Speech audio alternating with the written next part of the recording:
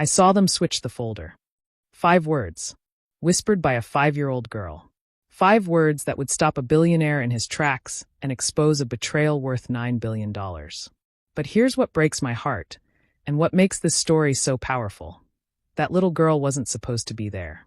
She was the daughter of a cleaning lady, sitting quietly in a corner, trying to be invisible. And those 2 men in expensive suits? They never even glanced at her. They thought no one was watching. They were wrong. This is the true story of how the smallest voice in the room became the loudest, how a child's honesty saved thousands of families, and how one whispered truth changed everything. Not just for a company, but for one man who'd forgotten how to see.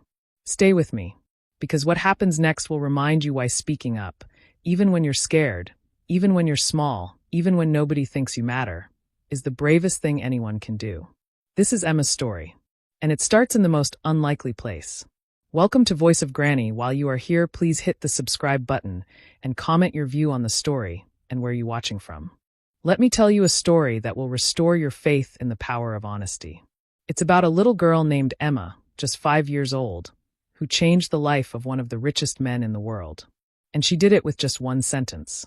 This happened in downtown Chicago, in one of those massive glass towers that touch the clouds. The building belonged to Richardson Global, a company worth billions.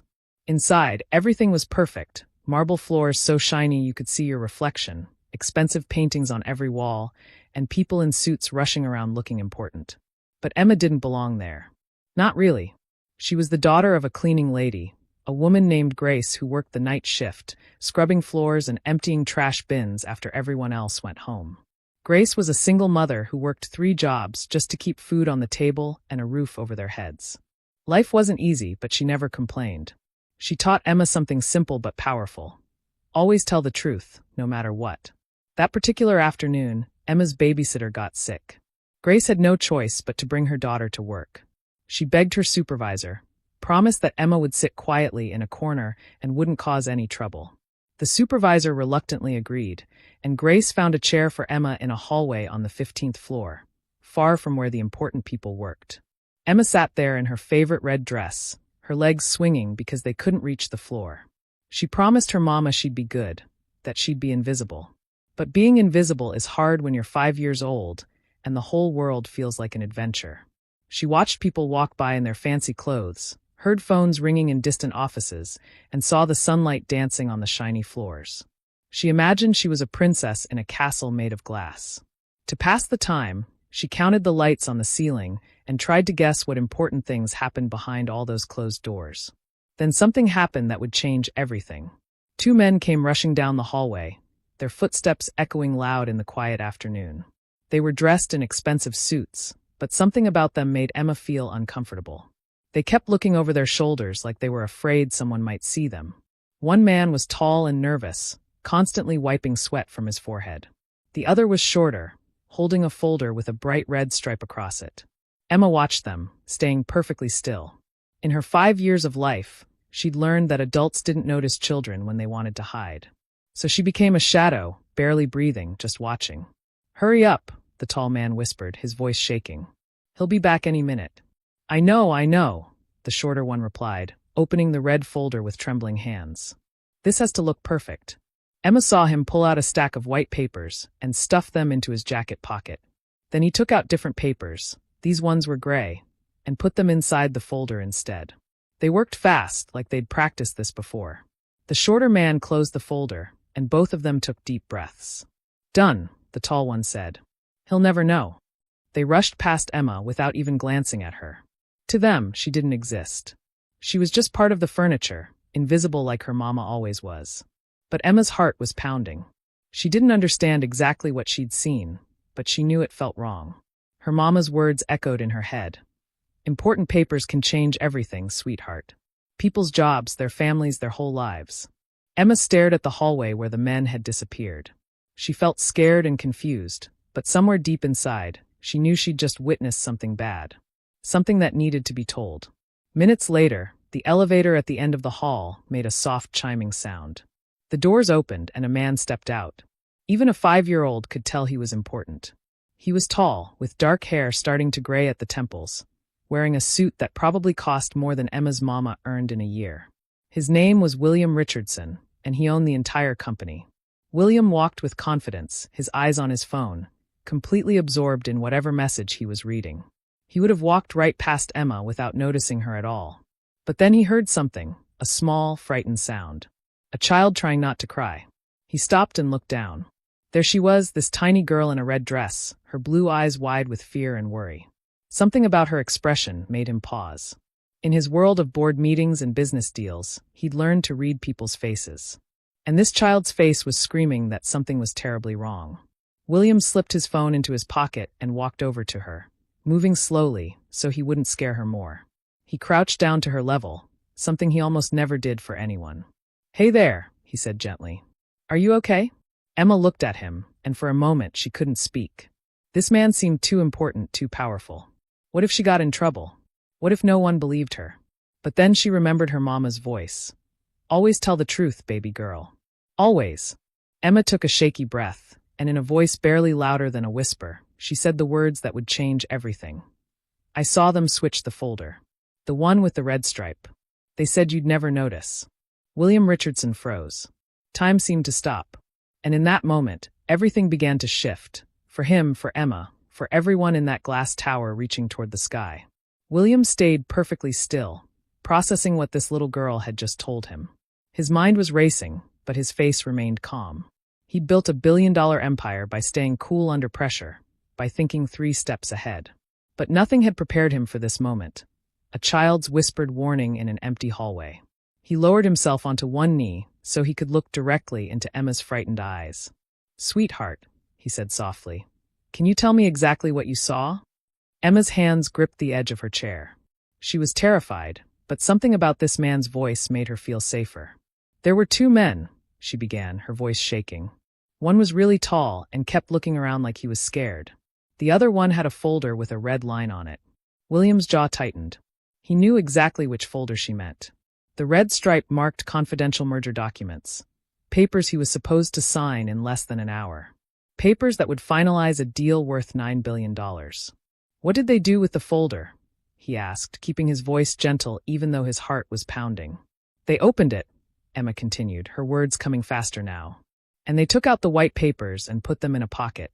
Then they put different papers inside, gray ones. And they said," she paused, her eyes filling with tears. "They said you wouldn't find out." William felt ice run through his veins. This wasn't just corporate espionage. This was betrayal from the inside, carefully planned and executed. If Emma hadn't been sitting right there, if she hadn't been brave enough to speak up, he would have signed those forged documents without question. The consequences would have been catastrophic. He reached out slowly and placed a hand on her shoulder. "You did the right thing telling me," he said firmly. "You're not in trouble. In fact, you just helped me more than you can possibly understand." Emma blinked at him, surprised. "Really? Really?" William said. He stood up and looked down the hallway, his mind already forming a plan. Then he looked back at Emma. "What's your name?" "Emma," she whispered. "Emma, I need you to stay with me for a little while, okay? I need to find your mom and make sure you're safe." He held out his hand, not demanding she take it, just offering. After a moment's hesitation, Emma placed her tiny hand in his large one. As they walked toward his office, William's mind was working furiously. He pressed a button on his phone. "Security to my office immediately," he said, his voice cold and commanding. "And find Grace Harper. Tell her to come right now. Her daughter is with me and she's safe." When they reached his office, a massive space with floor-to-ceiling windows overlooking the city, Emma's eyes went wide with wonder. She'd never seen anything so grand. William guided her to a leather chair and she climbed onto it, her feet dangling high above the ground. Within minutes, his office filled with people. Security guards with serious faces. His legal team with laptops and worried expressions. And then Grace burst through the door, her face pale with panic. "Emma!" she cried, rushing to her daughter. "Baby, are you okay? What happened?" Emma jumped down from the chair and ran into her mother's arms. Grace held her tight, looking at William with confusion and fear in her eyes. "Mr. Richardson, I'm so sorry if she got in the way. I told her to sit quietly, William held up a hand, stopping her. "Your daughter did nothing wrong. In fact, she may have just saved this entire company." Grace stared at him, not understanding. "She witnessed a crime," William explained. 2 employees tampering with confidential documents. Documents I was about to sign. He looked at Emma, still clinging to her mother. If she hadn't told me, the damage would have been irreversible. The security chief stepped forward. Sir, we've pulled the surveillance footage. We found them. William's eyes hardened. Show me. They played the video on a large screen. Emma watched from her mother's arms as the 2 men appeared on camera, doing exactly what she'd described. The tall, nervous one, and the shorter one with the folder, switching papers when they thought no one was watching. But someone had been watching. A little girl in a red dress who understood that wrong was wrong, even when adults thought no one would notice.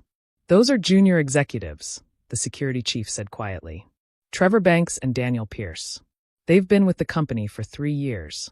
Not anymore, William said, his voice like steel. Have them arrested. Call the police. This is corporate fraud, and I want them prosecuted to the full extent of the law. As security rushed out to apprehend the men, William turned back to Grace and Emma. Grace was trembling, overwhelmed by everything happening so fast.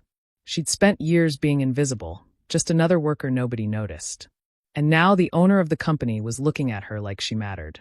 Ms. Harper, William said, his voice softer now. I owe you and your daughter more than just thanks. Emma showed extraordinary courage today. She spoke up when it would have been easier to stay quiet. That's rare, even in adults. Grace hugged Emma tighter. I just taught her to tell the truth, sir. That's all. That's everything, William replied. He looked at Emma, who was peeking at him from her mother's shoulder. Emma, you're a hero. Do you understand that? Emma shook her head, not understanding how she could be a hero when she'd just been sitting in a chair. William smiled, a real smile, the first genuine one in longer than he could remember. You saved thousands of people's jobs today, including your mother's. You saved families and futures. All because you were honest and brave. For the first time, Emma smiled back.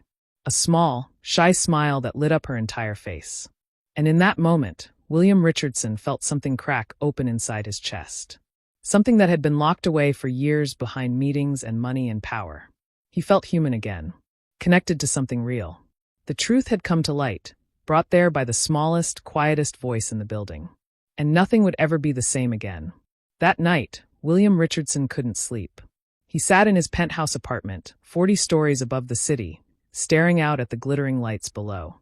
Usually, this view made him feel powerful, like a king surveying his kingdom. But tonight, it just made him feel small. He kept thinking about Emma, about her frightened face and trembling voice, about how she'd been brave enough to speak up when 2 grown men with expensive suits and years of experience had been cowards, sneaking around and betraying everything they'd been trusted with. But more than that, he thought about how close he'd come to walking right past her. How many times had he walked through that building without seeing the people who kept it running? The cleaners, the security guards, the maintenance workers, they were invisible to him. Just part of the background. Grace Harper had worked in his building for 7 years. 7 years. And until today, he'd never known her name. That realization hit him like a punch to the gut. He'd built his entire empire on being observant, on noticing details others missed, on staying 3 steps ahead. But somehow he'd stopped seeing people. He'd stopped seeing anything except deals and dollars and the next big win. A 5-year-old girl had shown him what he'd become. And he didn't like it. The next morning, William arrived at work before sunrise.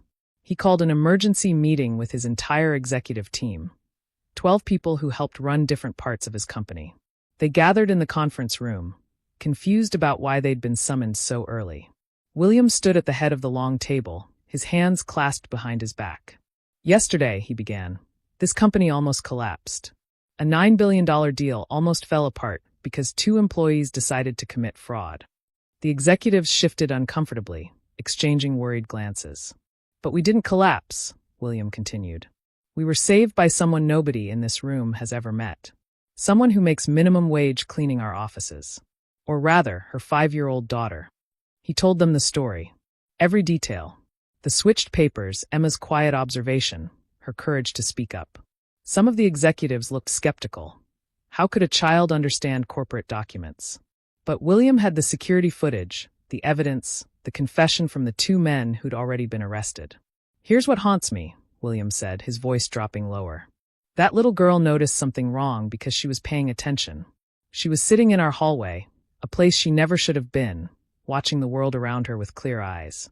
Meanwhile, he gestured around the table, walk through this building every single day and see nothing. We don't see the people who keep these lights on, who keep these floors clean, who make sure we can do our jobs. The room was silent. That ends today, William declared. I want a full review of how we treat every single employee in this company. I want to know if people feel valued, if they feel safe speaking up, if they believe their voices matter. Because if a 5-year-old can save this company while we're too busy to notice, we're doing something fundamentally wrong. One executive raised a tentative hand. What do you want us to do about the Harper woman and her daughter? William had been waiting for this question. Grace Harper gets a new contract. Full-time position, better hours, triple her current salary. Her daughter gets enrolled in our educational scholarship program. Full coverage, from now through college if she wants it. I'll personally oversee it. Sir, another executive spoke up carefully. That's very generous, but is it wise to set that precedent? Other employees might. Other employees might what? William interrupted, his voice sharp. Might expect to be treated with dignity? Might expect loyalty in return for their loyalty? Good. They should. He looked around the table, meeting each person's eyes. I started this company 20 years ago with nothing. Somewhere along the way, I forgot what that felt like. I forgot that every person in this building is someone's parent, someone's child, someone's whole world. Emma reminded me of that, and I'm not going to forget again. The meeting ended in uncomfortable silence. Some executives left inspired. Others left worried about what this shift in priorities might mean. But William didn't care. For the first time in years, he knew he was doing something right. Later that morning, he called Grace and Emma back to his office. When they arrived, Grace looked nervous, probably expecting him to take back everything he'd promised. People in her position had learned not to trust good news. But William had prepared something special. Emma, he said, kneeling down to her level again. I want to show you something. He led her to the window, the massive glass wall that overlooked the entire city. The morning sun was breaking through the clouds, painting the buildings in shades of gold and pink. See all those buildings? William asked softly. There are people in every single one of them. Thousands and thousands of people. They're working, taking care of their families, trying to make their lives better. And yesterday, you helped me protect many of those people. Emma pressed her hands against the glass, looking out with wide eyes. How? The papers those men switched would have caused something called a merger to fail, William explained, choosing his words carefully. That's when two companies joined together. If it had failed the way they planned, a lot of people would have lost their jobs. But because you told the truth, we caught them in time. Everyone's safe now.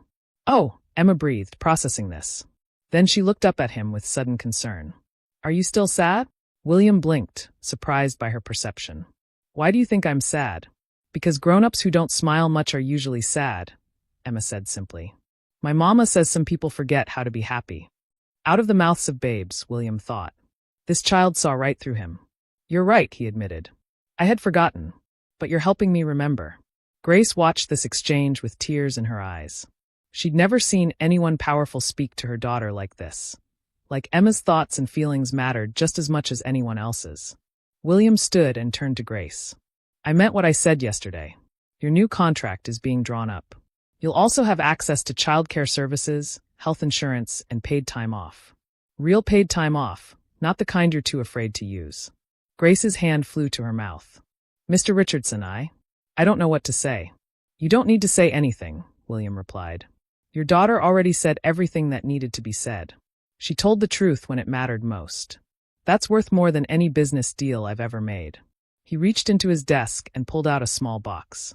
Inside was a silver necklace with a pendant shaped like a star. He handed it to Emma. This is for you, he said, to remind you that even the smallest light can shine in the darkness. You were that light for me, Emma. Don't ever stop shining. Emma held the necklace like it was made of diamonds, her eyes sparkling with joy. It's the most beautiful thing I've ever seen, she whispered. And in that moment, William Richardson, billionaire, CEO, master of industry, learned something profound. True wealth wasn't measured in money or power. It was measured in moments like this. In the smile of a child who'd been brave. In the tears of a mother who'd been seen. In the simple, revolutionary act of treating people like they mattered. He'd spent 20 years climbing to the top of the world. But it took falling to his knees in front of a 5-year-old girl to understand what the view from up there should really look like. Word spread through Richardson Global like wildfire. Whispers in break rooms, conversations by the coffee machines, shocked exchanges in elevators. Did you hear? The owner's daughter saved the company. No, not his daughter, a cleaner's kid. A 5-year-old. She saw something and spoke up. Everything's changing now. The story grew with each telling, becoming almost mythical. Some details got exaggerated, but the heart of it remained true. A little girl had done what grown men wouldn't do. She'd chosen honesty over silence. But the real changes happening at Richardson Global went deeper than gossip. William Richardson started doing something he'd never done before, walking through the building. Not rushing to meetings or buried in his phone, but actually walking. Stopping. Talking to people. He learned names. Asked questions. Listened to answers. He met James, the 60-year-old security guard who'd worked the night shift for 12 years and never once called in sick. He met Patricia, who managed the mail room and knew every employee's name by heart.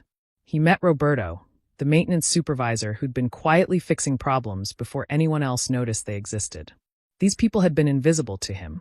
Now he saw them clearly, and he was ashamed it had taken so long. The executive team, following William's lead, began implementing real changes. Anonymous feedback systems where employees could voice concerns without fear. Better wages across the board, especially for support staff. A genuine open-door policy that meant something more than empty words. Some of the old guard executives resisted. "We're coddling people," one complained in a private meeting. "This isn't sustainable." William's response was swift and cold.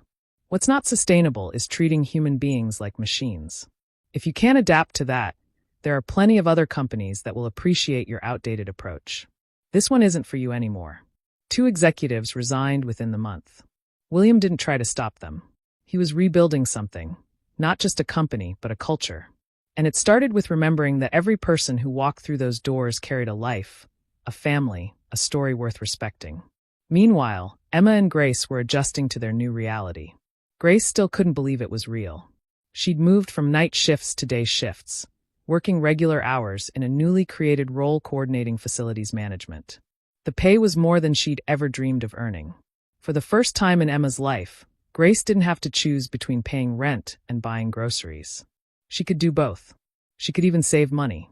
The weight that had pressed on her shoulders for so long, the constant fear of one unexpected expense destroying everything, began to lift. Emma, for her part, handled the changes with the resilient adaptability of childhood. She'd started a special after-school program that the company provided, where she could do homework, play, and just be a kid in a safe environment until her mama finished work. She made friends with other employees' children, turned the common area into an imaginary kingdom, and brought joy to a building that had forgotten what joy looked like. But the biggest change was in how people looked at her. They didn't look through her anymore. They saw her. They smiled. They said hello. Security guards high-fived her when she walked past. Executives waved from conference room windows. She'd become a symbol, proof that doing the right thing mattered, that speaking up could change everything. One afternoon, about a month after everything happened, William invited Emma to his office again. This had become a weekly ritual. She'd visit, they'd talk, and somehow those conversations with a 5-year-old gave him more clarity than most board meetings ever had. Emma bounced into his office wearing a yellow dress covered in sunflowers, her star necklace catching the light. "Hi, Mr. William," she called out cheerfully. She'd started calling him that after he told her Mr. Richardson felt too formal for friends. "Hello, Emma," William said, genuine warmth in his voice. "I have something to show you." He pulled up a presentation on his large computer screen. It showed graphs and numbers, but he'd added pictures to help Emma understand. "See this," he pointed to a chart. "This shows how many people work here. Almost 3,000. Emma's eyes went wide. "That's so many." "It is," William agreed. "And because of what you did, because you were brave enough to tell the truth, all 3,000 of these people still have their jobs. They can still take care of their families. Their kids can still go to school. Do you understand what that means?" Emma thought about it carefully, her little face serious. "It means lots of mamas and daddies aren't worried?" "Exactly," William said softly. "Lots of mamas and daddies aren't worried. Because of you." Emma looked down at her hands, then back up at him. "Mr. William, can I ask you something?" "Anything. Why didn't the other grown-ups see what I saw?" "Don't grown-ups see everything?" William felt that question hit him square in the chest. He thought about how to answer honestly without destroying a 5-year-old's faith in adults. "The truth is," he said slowly, "grown-ups sometimes stop paying attention. We get busy and tired. We start thinking we know everything, so we stop really looking. But you reminded me of something important. We should always keep our eyes open. We should always pay attention to what's really happening, not just what we expect to see." Emma nodded solemnly, as if accepting the responsibility of teaching adults how to see again. "Emma," William continued, "I'm going to tell you something I want you to remember forever. You're going to grow up, go to school, maybe go to college someday. You're going to meet all kinds of people, some kind, some not so kind. Some honest, some not so honest. But I need you to promise me something." "What?" Emma asked, leaning forward. "Promise me you'll always stay exactly who you are right now. Someone who tells the truth even when it's scary. Someone who speaks up when something's wrong. Someone who pays attention when others look away. The world needs more people like you, Emma. Don't let anyone convince you to be less honest, less observant, less brave." "Okay." Emma's eyes were serious and thoughtful beyond her years. "Okay," she said. "I promise." They pinky swore on it, and William felt something settle in his chest, a sense of purpose he hadn't felt in years. He'd made billions of dollars, closed countless deals, built an empire. But helping this little girl understand her worth and protecting her innate goodness felt more important than all of it. As Emma skipped out of his office that day, chattering to her mother about the charts and graphs, William stood at his window overlooking the city. The sun was setting, painting everything in shades of orange and gold. He thought about how one moment, one child, one whispered truth had changed absolutely everything. The ripples were still spreading outward, touching lives in ways he was only beginning to understand. And for the first time in his adult life, William Richardson felt something he'd almost forgotten existed. Hope. Not hope for profit margins or market share, but hope for something better. Something real. Something that mattered. All because a little girl in a red dress had refused to stay silent when silence would have been easier. 6 months passed. Chicago winter gave way to spring, and the city bloomed with new life. But the biggest transformation wasn't in the trees or the weather. It was in the glass tower that housed Richardson Global. The culture shift that had started with Emma's brave words had taken deep root. Employee satisfaction scores had skyrocketed. Productivity was up. But more importantly, something intangible had changed. The building felt different. Warmer. More human. People smiled at each other in elevators. They held doors. They remembered birthdays. They acted like a community instead of a collection of strangers competing for the same resources. William Richardson walked through his company now and saw it with new eyes. He'd thought he was building something impressive before. A monument to success, a temple to ambition. But he'd actually been building something hollow. Beautiful on the outside, empty on the inside. Now he was building something real. And it showed in unexpected ways. The cleaning staff no longer worked invisible night shifts. They were integrated into the day, their work valued and visible. The security team had been given raises and better training. The entire support staff structure had been redesigned to recognize that these weren't just background workers. They were the foundation everything else was built on. And people noticed. News outlets ran stories about the culture transformation at Richardson Global. Business schools wanted to study what William had done. Other companies tried to copy it, though most missed the point. You couldn't fake genuine respect for human dignity. You either believed people mattered or you didn't. William believed it now. Emma had taught him to believe it. On a bright Saturday morning in May, William did something unprecedented. He threw a company-wide celebration, not for investors or clients, but for employees and their families. He rented out an entire park, brought in food trucks and carnival games, hired musicians and face painters. 3,000 employees and their families showed up, transforming the green space into a sea of laughter and joy. William spent the day walking around, shaking hands, meeting people's children, learning their stories. He saw Roberto teaching his grandson to throw a baseball. He watched Patricia dancing with her husband, celebrating their 40th anniversary. He listened to James the security guard talk proudly about his daughter, who'd just graduated from nursing school. These were his people. Not his employees, his people. And he'd almost lost all of them because he'd been too blind to see 2 criminals switching papers right under his nose. But then he spotted Emma. She was playing on the swings, her yellow dress flying behind her as she soared higher and higher, her laughter ringing out like music. Grace sat on a bench nearby, watching her daughter with a soft smile, looking more relaxed than William had ever seen her. He walked over and sat beside Grace. "She's happy," he observed. "She is," Grace agreed. "We both are. Mr. Richardson, I still can't believe how much you've done for us. Sometimes I wake up thinking it's all a dream." "It's not a dream," William said. "It's what should have been happening all along. I'm just sorry it took so long for me to wake up and see it." Grace looked at him thoughtfully. "Emma talks about you all the time. She thinks you're a superhero." William laughed, but it was tinged with humility. "I'm not the superhero in this story. She is. She's the one who saved everyone. I was just smart enough to listen when she spoke. She told me something interesting the other day," Grace continued. "She said you were sad before, but you're not sad anymore. Is that true?" William watched Emma on the swings, her joy so pure and uncomplicated. "Yeah," he said quietly. "It's true. I was sad for a long time without even realizing it. I thought success would fill something inside me, but it just made the emptiness bigger. Your daughter showed me what actually matters. People. Connection. Truth. The simple stuff I'd forgotten about while chasing complicated things." Grace reached over and squeezed his hand. "Thank you for seeing her.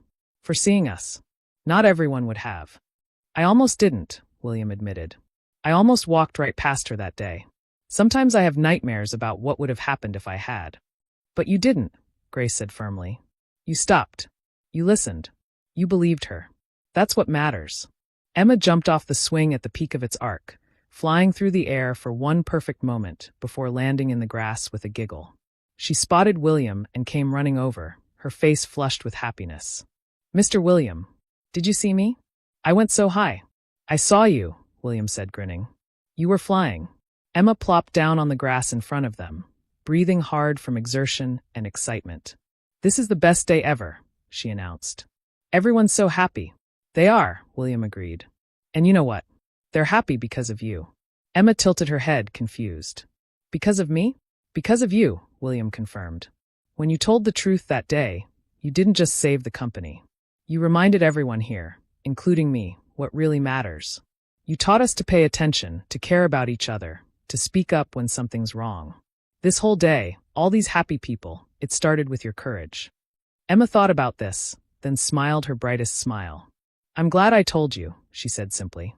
"So am I," William said. "More than you'll ever know." As the sun began to set over the park, painting the sky in shades of pink and orange, William stood at the edge of the celebration and watched his people, his community, laughing and playing and simply being together. Families, friends, colleagues who'd become something more than just co-workers. This was wealth. This was success. This was what the view from the top was supposed to look like. He thought about the version of himself from 6 months ago, the man who'd been so focused on deals and dollars that he'd forgotten to see the people making those deals possible. That man would have been horrified by this party, would have seen it as inefficient, unnecessary, a waste of resources. That man had been a fool. Emma appeared beside him, slipping her small hand into his large one. She didn't say anything, just stood there holding his hand and watching the sunset. "Emma," William said softly, "can I tell you something?" "Uh-huh. You changed my life. You saved more than just my company. You saved me." Emma looked up at him with those clear, honest blue eyes. "You're not sad anymore?" "No," William said, and realized it was completely true. "I'm not sad anymore." "Good," Emma said matter-of-factly. Then she hugged his leg, because that was as high as she could reach, and ran off to play again. William watched her go, this little girl in a yellow dress who'd had the courage to speak truth to power, who'd trusted him enough to tell him something frightening, who'd reminded him how to be human again. The business world would remember this story as the time a major corporate fraud was prevented by an unlikely witness. The headlines would focus on the dramatic arrests, the near-miss disaster, the millions of dollars saved. But William would remember it differently. He'd remember the moment he stopped being a billionaire first and became a human being again. He'd remember learning to see the people who'd been invisible. He'd remember understanding, finally, that real leadership wasn't about being the smartest or the richest or the most powerful. Real leadership was about listening to a 5-year-old girl when she whispered that something was wrong and believing her enough to act. As night fell over the park and families began heading home, William felt something he hadn't felt in decades: contentment. Not the temporary high of closing a deal or the fleeting satisfaction of beating a competitor, but deep, lasting contentment, that came from knowing he was finally living right, seeing clearly, and building something that actually mattered. All because one little girl refused to stay silent. All because she chose courage over comfort. All because she believed the truth was worth speaking, even when she was scared. Emma had saved everyone that day. But in saving everyone, she'd also saved one lost billionaire who'd forgotten how to see. And that made all the difference. Sometimes the smallest voice carries the biggest.